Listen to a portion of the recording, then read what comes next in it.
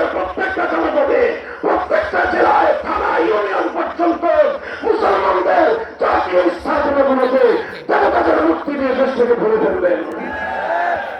একত্রবাদের যত সিম্বল ছিল সেগুলোকে ধ্বংস করে দিয়ে শিরকের সিম্বল দিয়ে একটা শিরকি সাম্রাজ্য, একটা শিরকের সংস্কৃতি বাংলার মাটিতে স্থাপন করার চেষ্টা করবেন। আমরা নিষেধ করলাম এভাবে মূর্তি বসায়েন না। মেগা প্রজেক্ট করলেন, হাজার হাজার কোটি টাকা দুর্নীতি করে, শত শত কোটি টাকা দিয়ে পদ্মা সেতু বানালেন। আর এমন ভাব দেখেছেন মনে হচ্ছে যে বাপের টাকা দিয়ে পদ্মা সেতু বানায় দিচ্ছে। আমার বেশি কথা না, কিন্তু কথাটা হলো পদ্মা সেতুর নাকের উপর বিশাল এক বেদি তৈরি করলেন, বিশাল বেদি। এলাকার মুসলমানরা, ইমাম সাহেবরা, হুজুররা বেদি বানায় কেন এখানে মুসলমানদের দেশে? পরে তারা জানতে পারলো যে এই বেদির উপর বিশাল এক দেবতা খাড়া করা হবে। আলেমেরা প্রতিবাদ করলেন, আমরা না করলাম কেন? আমরা মুক্তির বিরুদ্ধে বললাম, আমাদের বিরুদ্ধে কঠোর হস্তে দমন করলেন। গোটা রাষ্ট্রযন্ত্র নিয়ে আমার উপর, হেফাজতে ইসলামের উপর, আলেম সমাজের উপর ছাপিয়ে পড়লেন। মুক্তির বিরুদ্ধাচরণ করায় আমাদেরকে চরম মাসুল দিতে হলো। এরপরে আস্তে আস্তে আলহামদুলিল্লাহ 2024 সালের জুলাই মাস আসলো। জুলাই মাস আসলে পরে আল্লাহ পাক রব্বুল আলামিন এক শ্রেণীর ছোট্ট ছোট্ট আবাবিলকে আল্লাহ গায়ের থেকে সাহায্য করলেন। তারা বড় কোনো রাজনৈতিক দল ছিল না, তারা বড় কোনো নেতা নেত্রী ছিল না, তারা ছোট্ট ছোট্ট ছাত্র জনতা। তারা আল্লাহর উপর ভরসা করে আল্লাহর রাস্তায় রাজপথে দাঁড়িয়ে, নামাজের দাঁড়িয়ে, আল্লাহর দরবারে রাজপথে চেষ্টা করে ফরিয়াদের হাত উত্তোলন করে আল্লাহর সাহায্য কামনা করল। সাহায্য করলেন এবং সেই সাহায্যে বলিয়ান হয়ে ক্ষুদ্র ক্ষুদ্র ছাত্রদের কাছে এই বিশাল সাম্রাজ্যবাদী শক্তির দোসর 5ই আগস্ট দুপুর বেলায় দেশ ছেড়ে পালিয়ে যেতে বাধ্য হল।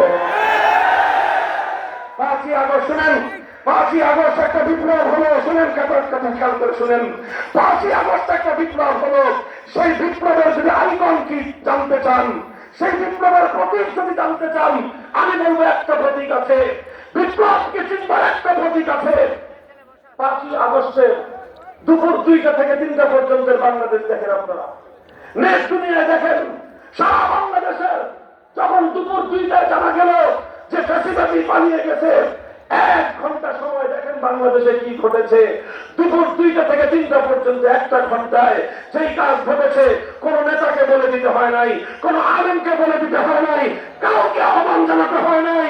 গোটা বাংলাদেশের তাওহীদি মুসলমানরা 1 ঘন্টার মধ্যে টেকনাফ থেকে তেতুলিয়া যত মূর্তি ছিল, যত দেবতার মূর্তি, সব মূর্তি বঙ্গোপসাগরে ভাসিয়ে দিয়েছে।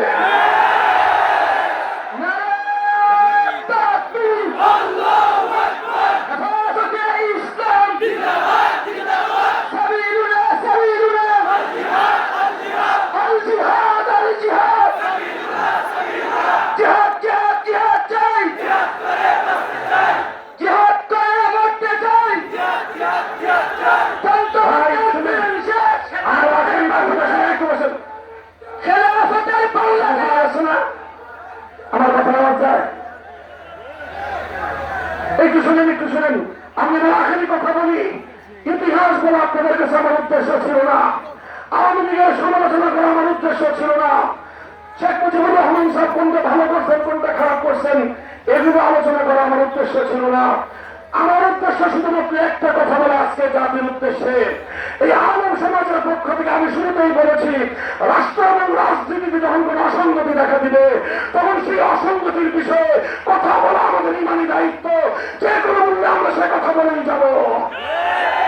আর যে কথাই আমি বলতে চাই, যখন রাষ্ট্রের মধ্যে যখন আল্লাহ পাকের সর্বোচ্চ আইন তৈরি করবার ক্ষমতা না থাকে, সার্বভৌম ক্ষমতা যখন আল্লাহর না হয়ে গায়রুল্লাহ হয়, সেই রাষ্ট্রে আপনি যত বড় পীর বুজুর্গ আলেম হন, আপনি শতভাগ দিন পালন করতে পারবেন না। এটা অনেক ইতিহাস, অনেক কারণ রয়েছে, অনেক বর্ণনা রয়েছে। সেই বর্ণনার দিকে যাওয়ার আমার সুযোগ নাই। আমরা বাধ্য হয়ে 50টা বছর পর্যন্ত আমরা শিরকি সংবিধান দ্বারা শাসিত হয়ে আসছি। আমরা এমন একটা সংবিধান দিয়ে শাসিত হচ্ছি যে সংবিধান আল্লাহর একত্ববাদকে মানে না। একটা এমন সংবিধানের অধীনে আমরা চলছি জাতি চলতে পারে না। বলবেন হুজুর তারা আপনার বক্তব্য